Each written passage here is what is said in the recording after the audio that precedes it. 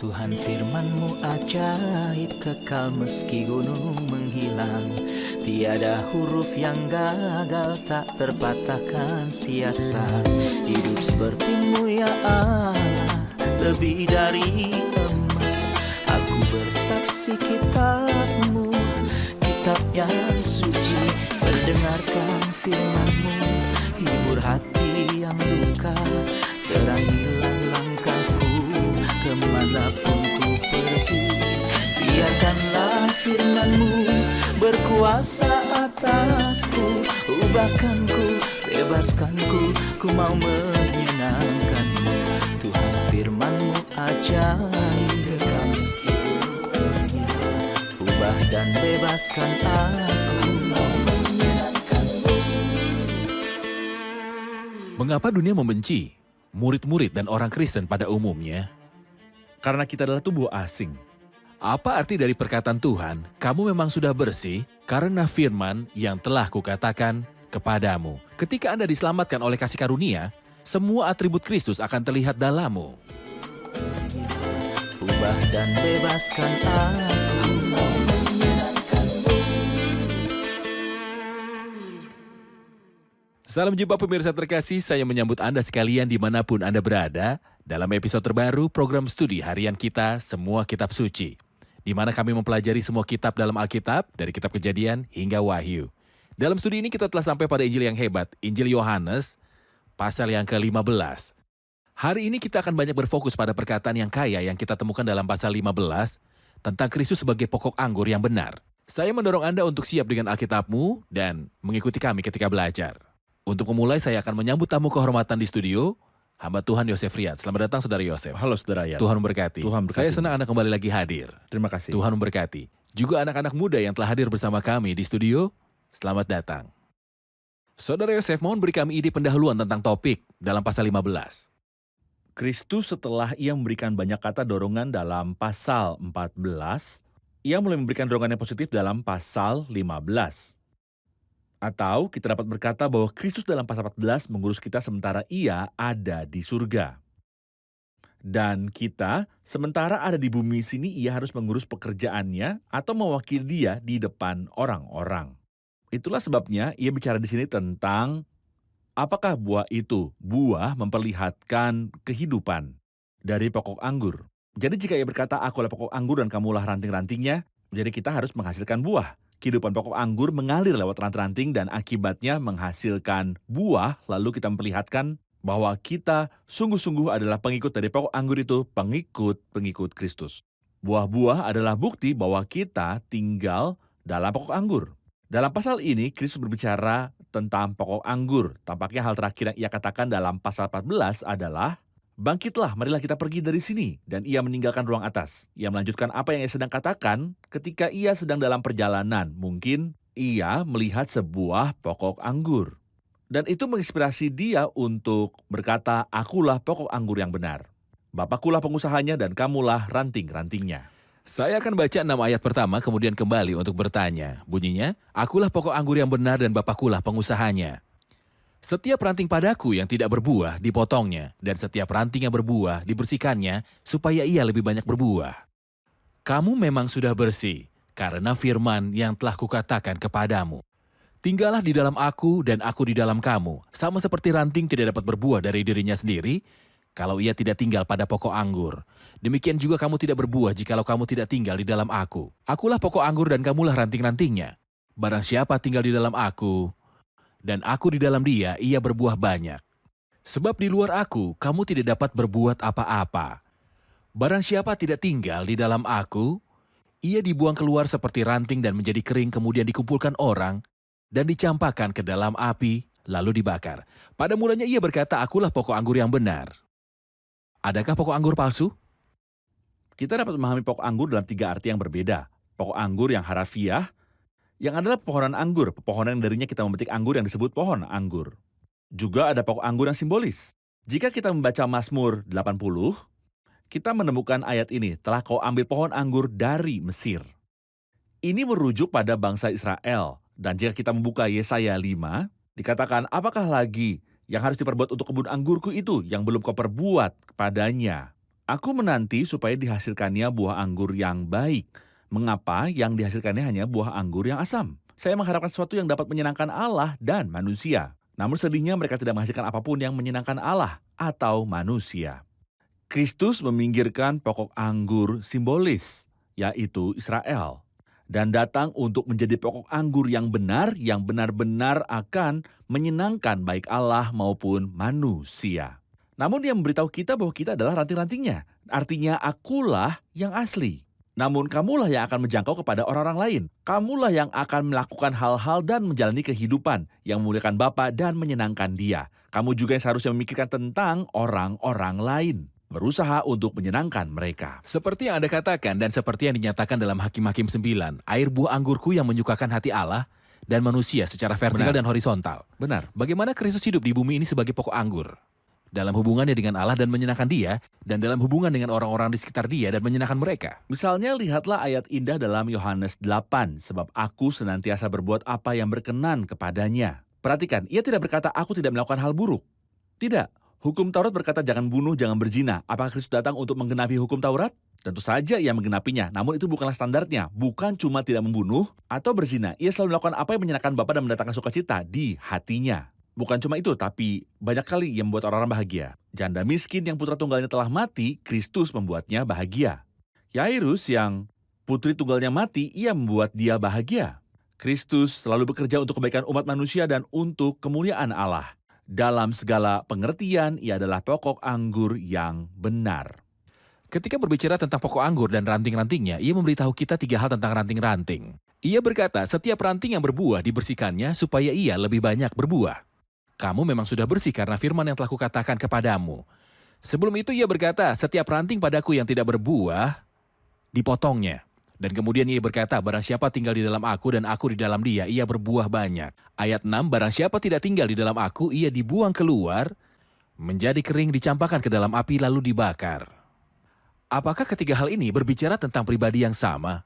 Tentang orang percaya yang binasa jika ia tidak menghasilkan buah, dibuang, dikumpulkan, dan dicampakkan ke dalam api. Atau apakah yang mereka bicarakan? Mereka berbicara tentang 3 kategori. Orang percaya yang menghasilkan buah, orang percaya yang tidak menghasilkan buah, dan seorang Kristen KTP yang benar-benar tanpa buah. Izinkan saya memperjelas. Dalam ayat 2, setiap ranting padaku yang tidak berbuah. Perhatikanlah bahwa dalam bahasa Inggris petunjuk waktu yang digunakan adalah dari waktu sekarang. Ia tidak berkata yang telah tidak menghasilkan buah, melainkan yang tidak menghasilkan buah. Ia bicara tentang seorang percaya yang sebelumnya menghasilkan buah, Tetapi sekarang buahnya terhambat. Dan Tuhan terus merawatnya. Berusaha untuk memulihkan dia, tapi sia-sia. Hasilnya adalah orang percaya ini akan dibuang. Ini bahkan bisa membuatnya melewati hukuman dan kematian jasmani. Tapi kalau kita menerima hukuman dari Tuhan, kita dididik supaya kita tidak akan dihukum bersama-sama dengan dunia. Karena orang percaya sejati tidak akan pernah binasa. Dan setiap ranting yang berbuah dibersihkannya supaya ia lebih banyak berbuah. Ada orang percaya yang menghasilkan buah, dan Bapa ingin agar dia menghasilkan buah lebih banyak. Sama seperti seorang ayah yang memiliki seorang putra yang pandai.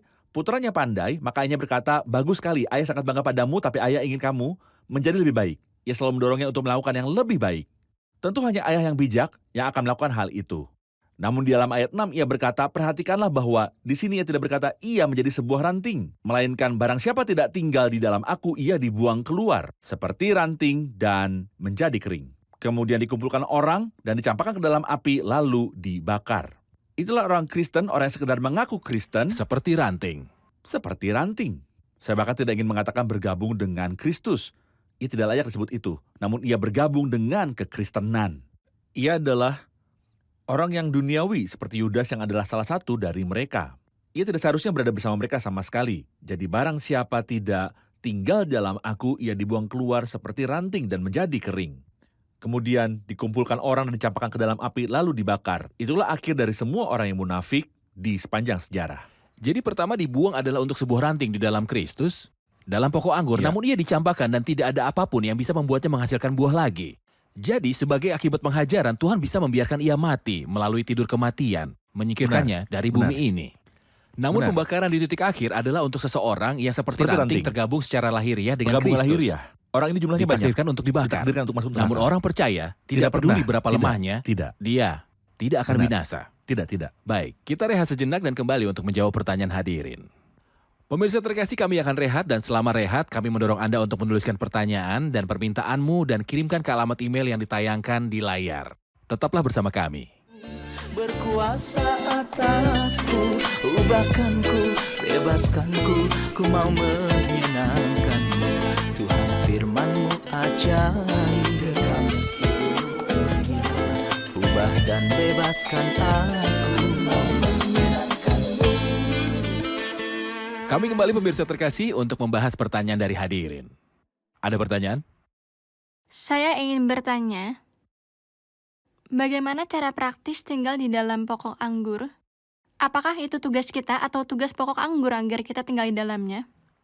Tampaknya kita mulai takut dibuang jika kita tidak menghasilkan buah. Itu tidak mudah. Bagaimana cara kita tinggal dalam pokok anggur? Omong-omong, tinggal tetap itu sangatlah penting. Dan hal itu disebut dalam bagian ini sebanyak 11 kali. Sedangkan untuk hal berdiam tidak ada hal yang sederhana.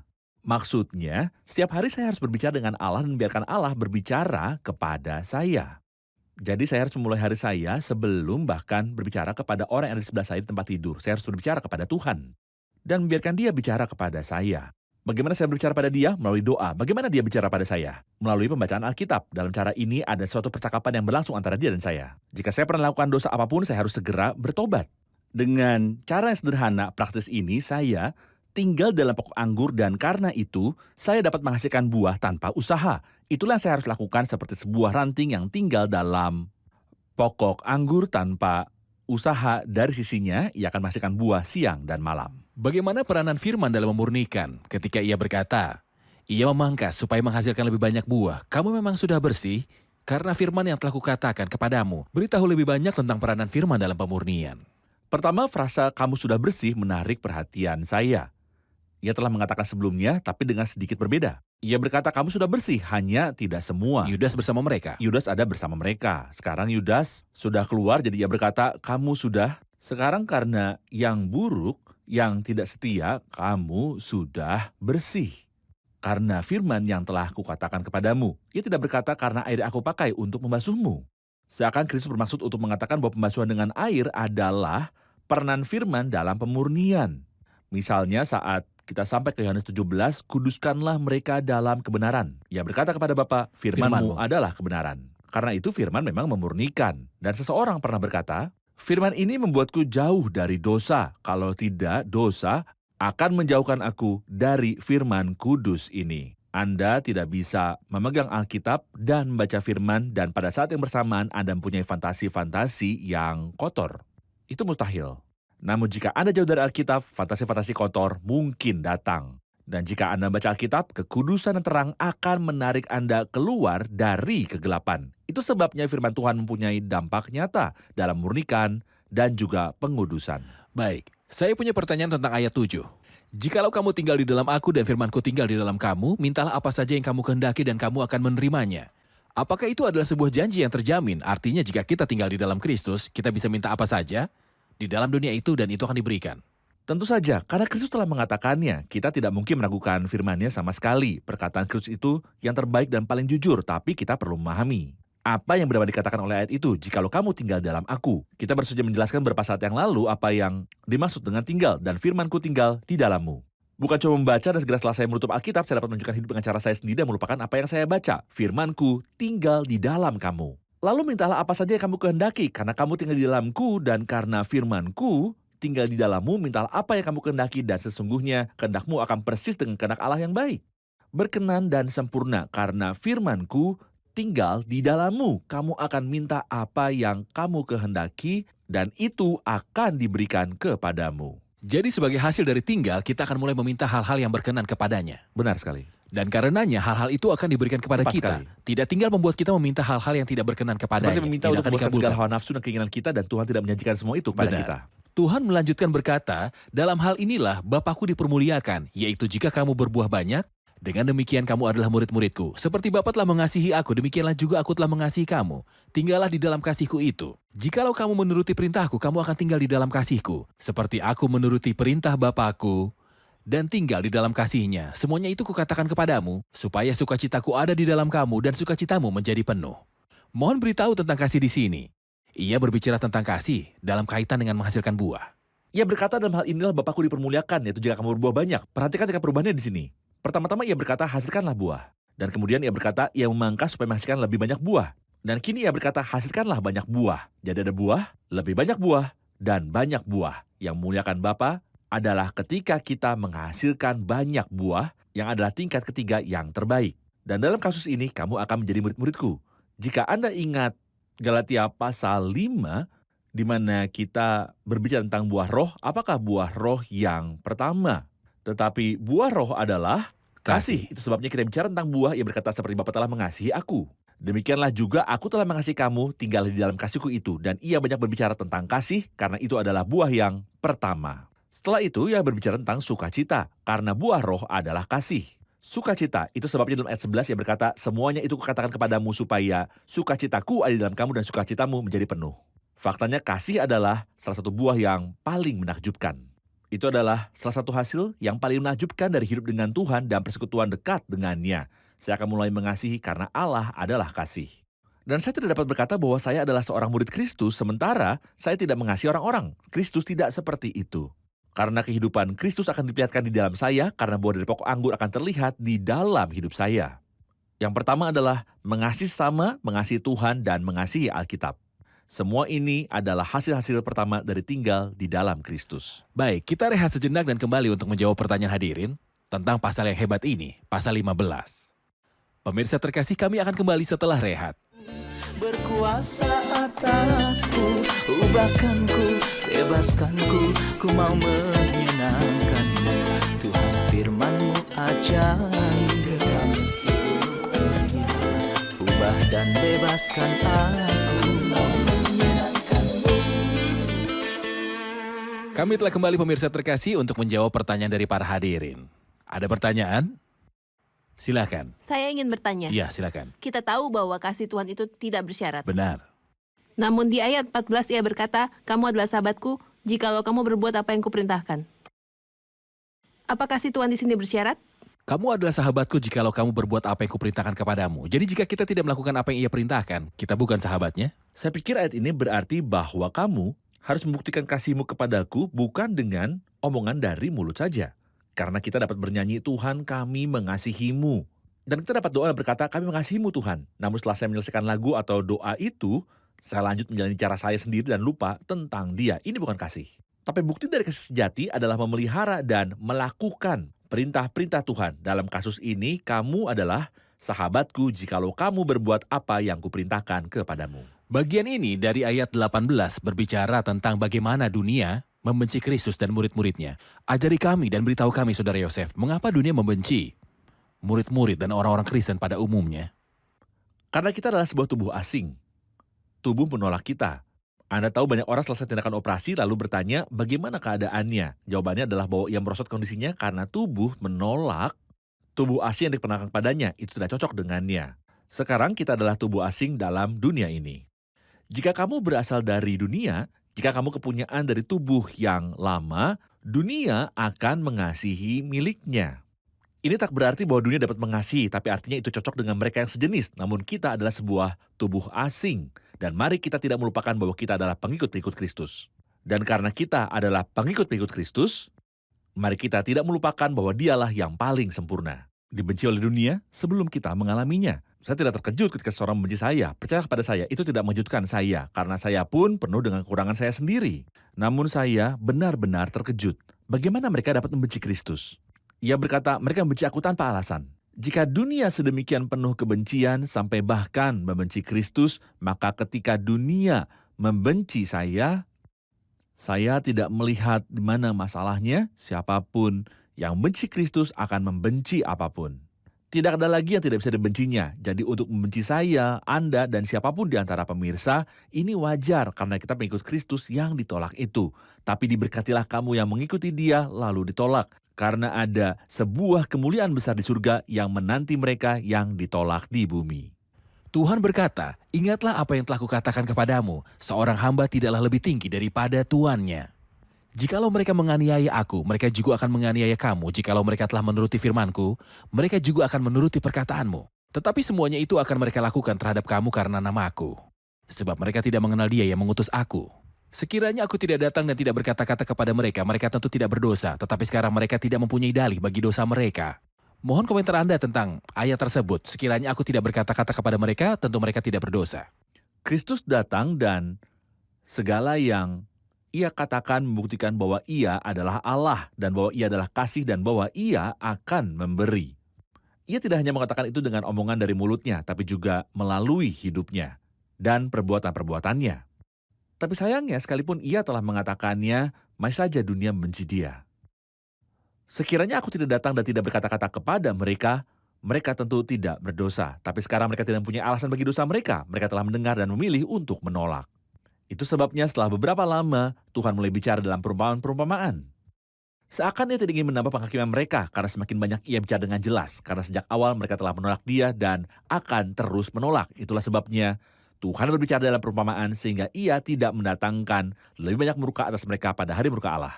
Ada informasi tentang Roh Kudus dalam ayat 26, jikalau penghibur yang akan kuutus dari Bapa datang, yaitu Roh kebenaran yang keluar dari Bapa, ia akan bersaksi tentang aku. Tetapi kamu juga harus bersaksi karena kamu dari semula bersama-sama dengan aku. Saya ingin berhenti di 3 atau 4 kata. Yang pertama adalah Roh kebenaran. Yang kedua, yang keluar dari Bapa. Yang ketiga, ia akan bersaksi tentang aku. Yang keempat adalah namanya penghibur. Kita telah melihat kata penghibur sebelumnya dan kita belajar bahwa Ya. itu artinya parakletos. Dan kita belajar bahwa telah disebut dalam khotbah di ruang atas 4 kali, 2 kali dalam pasal 14. 1 kali dalam pasal 15 yang baru saja Anda baca, dan yang lainnya dalam pasal 16 ayat 8. Dan Anda berkata bahwa penghibur adalah dia yang berdiri di sisi saya, berdiri Benar. bersama saya, mendukung dan menolong saya. Benar, dia Ya. yang menolongmu. Jadi dialah penghibur. Yang keluar dari Bapa. Kata keluar artinya muncul tanpa pemisahan. Ketika sesuatu muncul dari sesuatu yang lain tanpa dipisahkan darinya, itulah keluar. Jadi, Roh Kudus muncul keluar dari Bapa tanpa meninggalkan Bapa. Ia tidak dipisahkan dari Bapa, itulah prosesnya. Roh kebenaran adalah roh yang mengajar kita kebenaran dan memimpin kita pada seluruh kebenaran. Saya ingin mengaitkan frase akan bersaksi tentang aku dengan perkataan yang disebut dalam pasal 14 dan juga dalam pasal 16. Dan perkataan ini dalam pasal 15. Dalam pasal 14, ia berbicara tentang pelayanan Kristus sebagai sebuah pengingat kepada para murid.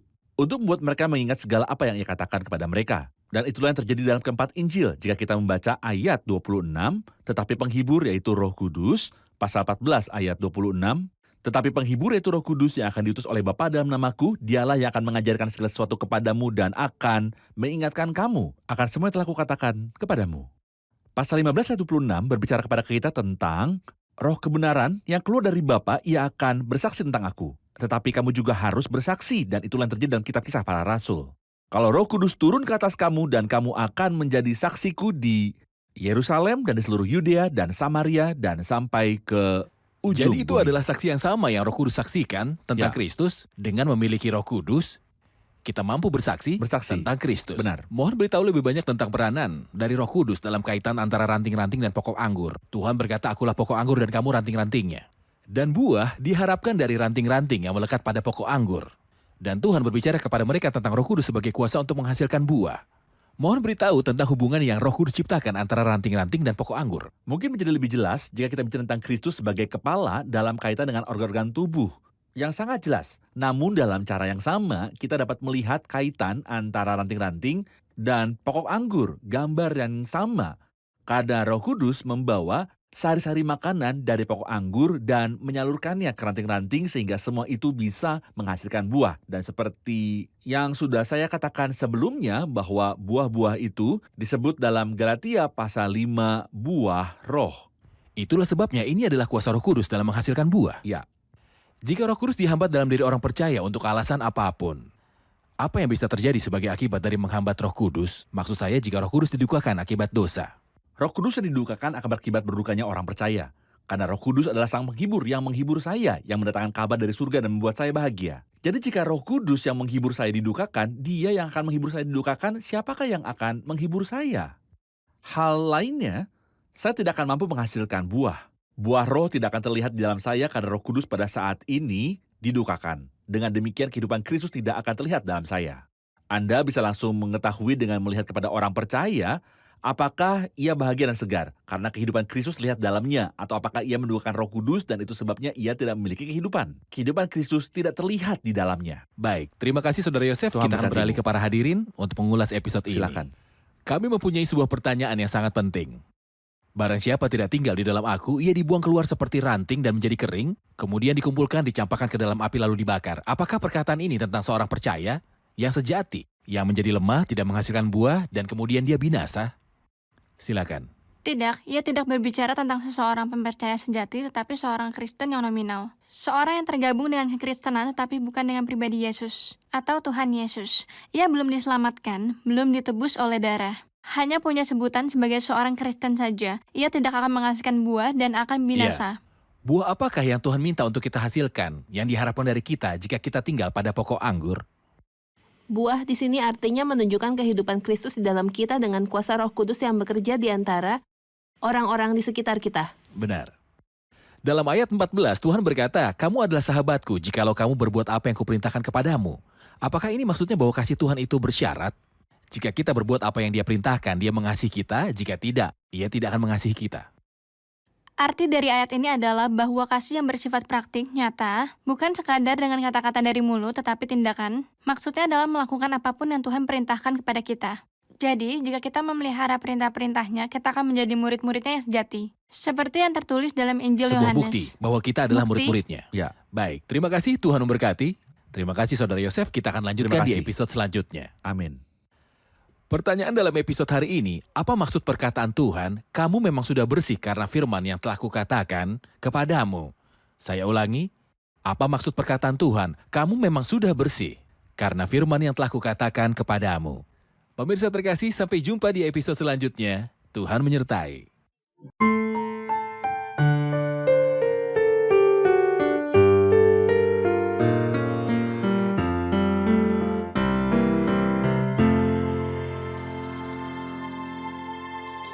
ها آتي بطيبي فوق رأسك هبني الآن أعرف حق قدرك ها آتي بطيبي فوق رأسك هبني الآن أعرف حق قدرك عوضا عن شوك في إكليلك واتكئن رأسي على صدرك عوضا عن شوك في إكليلك واتكئن رأسي على صدرك. Karena mereka membenci aku dan engkau berjalan dalam jalan yang sama. Jangan terkejut ketika dunia membencimu. Bahwa beberapa orang memiliki kemampuan lewat Roh Kudus untuk memberitahu apa yang ada di masa depan dan untuk mengetahui peristiwa-peristiwa di masa mendatang. Dan siapa yang akan memenangkan Piala Dunia dan siapa yang akan melakukan apa. Roh Kudus memberitahu dunia, bos besarmu akan dihakimi di kayu salib dan penghakiman sudah dipastikan akan datang.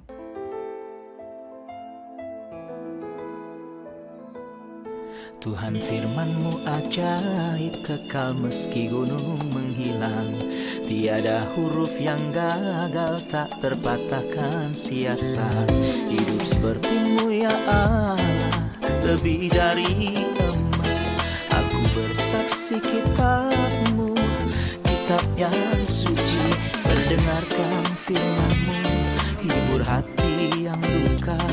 Terangilah langkahku kemanapun ku pergi. Biarkanlah firman-Mu berkuasa atasku. Ubahkanku, bebaskanku, ku mau menyenangkan-Mu. Tuhan firman-Mu ajaib, kekal seluruhnya. Ubah dan bebaskan aku.